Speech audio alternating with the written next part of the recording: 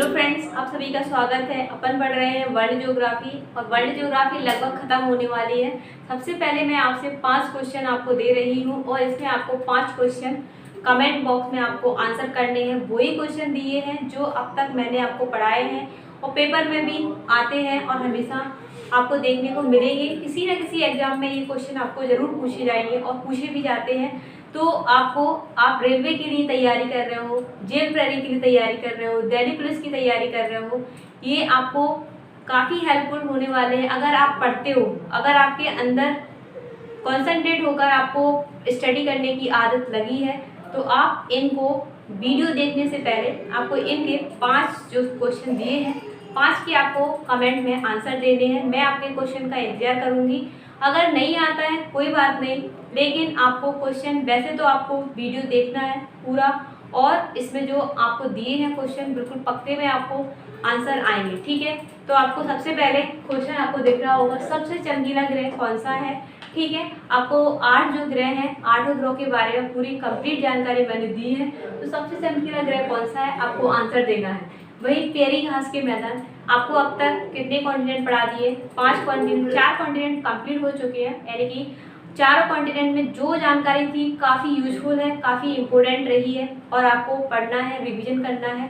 अब प्यारी घास का क्वेश्चन आपको यहाँ पूछा है, तो अगले दिन आपसे सवाना घास के मैदान, बेड़ घास के मैदान, डाउन घास के मैदान, तो इस तरीके के क्वेश्चन आपको पेपर में देखने को मिलते हैं जब आप एकदम पूरा पढ़ लेते हो और काफ़ी कन्फ्यूजन होता है। इसीलिए मैंने आपको बिल्कुल सिंपल फॉर्म में आसानी से याद भी करवाया है। तो आपको याद रखना है प्यारी घास के मैदान किस जगह पाए जाते हैं, इसका आंसर आपको देना है। दूसरा, आपको बुशमैन जनजाति किस क्षेत्र में पाई जाती है, इसका आंसर देना है। अगर आपने बिल्कुल कॉन्सेंट्रेट होकर अफ्रीका जो कॉन्टिनेंट पढ़ाया है उसमें किस जगह पाई जाती है, ये आपको कमेंट में आंसर लिखना है। 1 सेकंड लगेगा, मुश्किल से आपको 5 सेकंड लगेंगे अपना लिखने के लिए। अपने हाथों को कष्ट दीजिए, कमेंट कीजिए और मैं आपके इन क्वेश्चनों का आंसर पाने के लिए इंतजार करूंगी। उसके बाद ब्यूनस आयर्स किस नदी के किनारे स्थित है, कांगो की राजधानी क्या है। तो 5 क्वेश्चन आपके सामने हैं। अगर आप में है हिम्मत आपको अपने एग्जाम को निकालने की, तो आप इनका कमेंट में आंसर बिल्कुल लिखोगे, जैसी मैं आपसे उम्मीद रखती हूँ, आशा करती हूँ। ठीक है, अपने आप को धोखा नहीं देना है। अपने आप को कब तक धोखे में रखोगे? ये कहते रहते हो हम पढ़ाई कर रहे हैं, हम इस चीज़ की तैयारी कर रहे हैं, उस चीज़ की तैयारी कर रहे हैं, लेकिन तैयारी तो सभी करते हैं।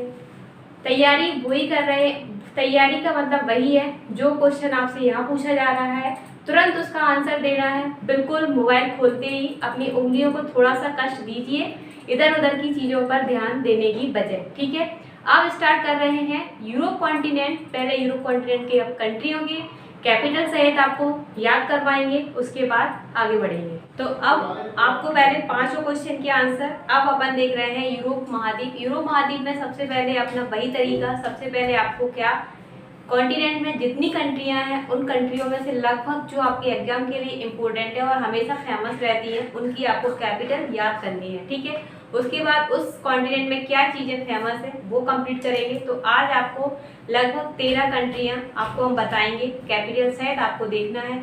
अपना एटलस अपने आगे रखना है और ऐसा नहीं कि बस सामने रख के बस देख रहे हैं, कॉन्सेंट्रेट होकर उस चीज़ को देखना है और जितना हो सके कैपिटल को 3 से 4 बार दोहराइए मन में और उस चीज़ को आप दिन में फिर से दोहराइए, आपको टोटली कैपिटल याद हो जाएंगी हमेशा के लिए। ठीक है, तो आइए देखते हैं। सबसे पहले यूरोप महाद्वीप चल रहा है आपका। ये यूरोप की शक्ल लगभग इसी तरीके की है, आपको मैप में भी दिखेगी इसी तरीके की। ठीक है, यूरोप में 2 कंट्रियां, मतलब अगर बात करते हैं, रूस जो है, रूस यूरोप में भी आता है, एशिया में भी आता है। यूरोप और एशिया का जो मतलब मिलकर जो क्वांटिटी बनती है उसे बोलते हैं Eurasia. Europe plus Asia mix जो एरिया होता है उसको यूरेशिया बोलते हैं।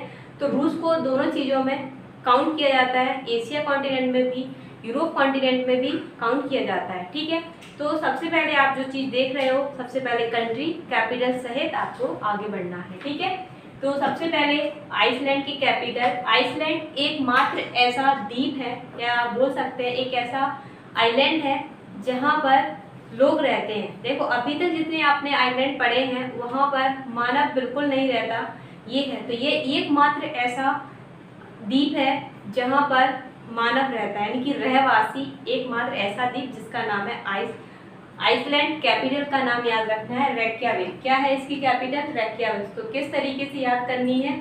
आइसलैंड यानी कि एकमात्र ऐसा आइलैंड है जहाँ पर रेक मतलब कोई रुका हुआ है, तो रेक्याविक इसकी कैपिटल। नॉर्वे की कैपिटल आपको याद है ओस्लो। यहाँ पर नोबल शांति जो नोबेल प्राइज दिया जाता है, तो शांति का नोबेल प्राइज जो है ओस्लो में ही दिया जाता है। पूछा भी जाता है कि नोबेल जो मतलब नोबेल प्राइज में से शांति का नोबेल प्राइज किस जगह पे दिया जाता है, तो आपको याद रखना है कहाँ पर, तो ओस्लो में दिया जाता है। अगली कैपिटल आपको दिख रहा होगा स्वीडन की कैपिटल है स्टॉकहोम में आपको पता है जितने भी नोबेल प्राइज से संबंधित जो नोबेल प्राइज दिए जाते हैं 6 क्षेत्रों में, तो वो उनमें से सिर्फ उसको छोड़कर बाकी सभी यहीं से दिए जाते हैं, आपको पता है। यहाँ की कैपिटल क्रोन है, ये भी याद रखना है। तो सबसे पहले आइसलैंड की कैपिटल क्या है? रेक्याविक है। नॉर्वे की कैपिटल ओस्लो है और स्वीडन की कैपिटल स्टॉकहोम है। 3 कंट्रियाँ आपने देखी। इसमें क्या है ये आपको फिर से हाथ से लिखकर भी दे देंगे, मतलब नोट बना के दे देंगे, लेकिन अभी जितना बता रहे हैं वो चीज़ें आप अपने माइंड में रखिए। फिनलैंड, इसकी कैपिटल है हेलेंस्की, ये आपको याद रखना है। फिनलैंड हेलेंस्की मतलब कोई चीज़ फन कर रहे हो, फन करते करते कैसे हो रहे हो, हिल रहे हो, तो फिन यानी कि फिनलैंड याद रखना है। आपको याद करना है, अपनी लैंग्वेज में याद करना है। फन हेलेंस्की मतलब फन करते करते क्या करना है, हिलना है। तो फिनलैंड की कैपिटल हो जाएगी हेलेंस्की, ठीक है। इस तरीके से रूस की सबको पता रहता है मार्स को। आज अगर बात करते हैं तो क्षेत्रफल की दृष्टि से सबसे बड़ा विश्व में अगर देश है तो वो रूस है, ठीक है। एस्टोनिया की कैपिटल तल्लीन है। कैसे याद रखना है? एस्टोनिया तल्लीन मतलब जब अपन एस करते हैं, मतलब ऐसो आराम की जिंदगी जीते हैं, तो बिल्कुल तल्लीन हो जाते हैं, किसी भी प्रकार की कोई टेंशन नहीं रहती, तो वो याद रखना है एस्टोनिया तल्लीन। एस्टोनिया की कैपिटल क्या है? तल्लीन। ये जब होगा जब आप कड़ी मेहनत करोगे, मेहनत करने के बाद जब आपकी जॉब लग जाएगी तो बिल्कुल ऐसो आराम की जिंदगी जियोगे और कैसे रहोगे अपनी लाइफ में? तल्लीन। तो एस्टोनिया तल्लीन, ठीक है। इस तरीके से याद रखना है। इसके बाद आगे आपको दिख रहा है आयरलैंड। ये आयरलैंड नॉर्थ आयरलैंड है, ठीक है। तो आयरलैंड की कैपिटल कैसे याद रखना है? डबलिन।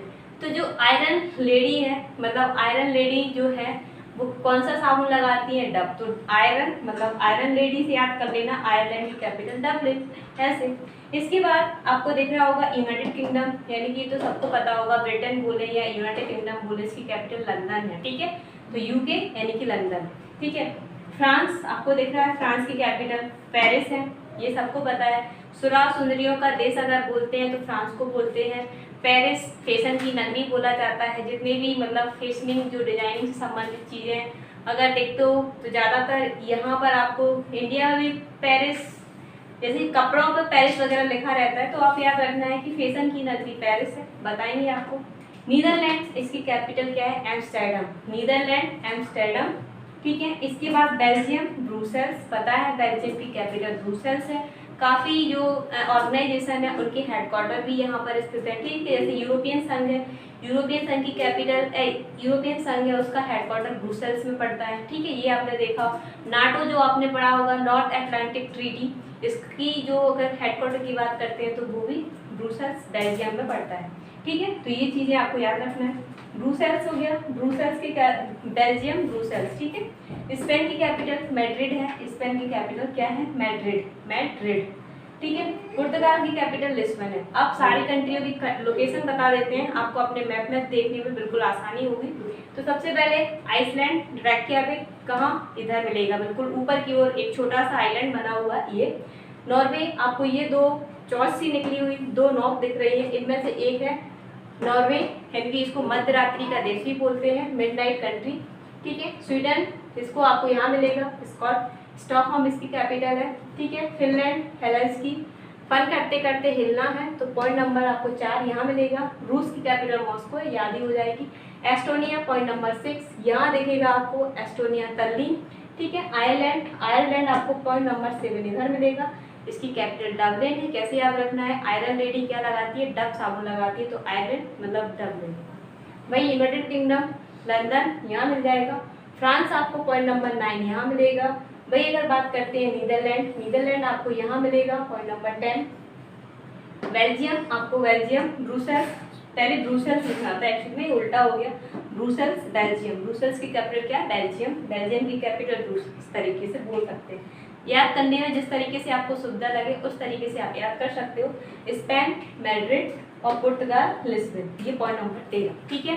पुर्तगाल यानी कि आपको पता है भारत आने वाला पहला पुर्तगाली कौन था? तो आपको पता है वास्को डी गामा, तो वो यहीं से आया था। 1498 की घटना है। जो भारत में आता है, मसाले लेकर जाता है, इसको कितने गुना मुनाफा होता है? 60 गुना मुनाफा होता है जब ये ब्रिटेन मतलब यूरोप लेकर पहुंचता है उस टाइम पर। ठीक है।